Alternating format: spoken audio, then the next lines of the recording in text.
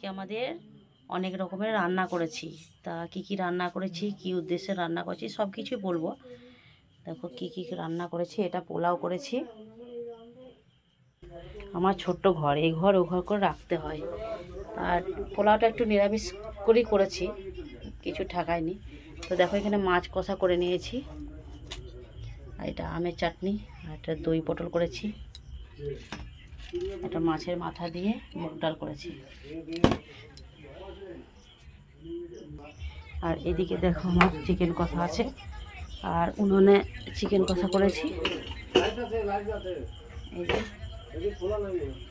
এদিকে ভাত নামিয়ে নিয়েছি। এত কিছু রান্না করেছি, তারপরে খাওয়া দাওয়া হোক। হ্যাঁ, হয়ে গেছে। তো তোমার চিকেন কষাটা কেমন হয়েছে?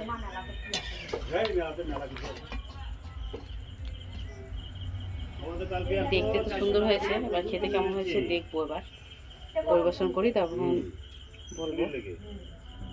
তা আমি বলবো না, যারা খাবে তারা বলবে কেমন রান্না হয়েছে।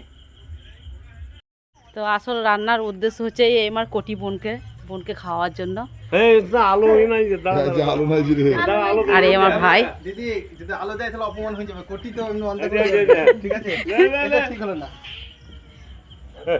কোটিকে ভালো করে দেখাই।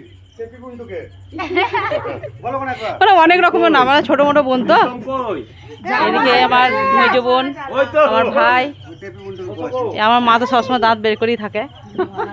তারপরে তোমার বড় বোন, এটা আমার ভাই, রান্না ঠাকুর ভাই।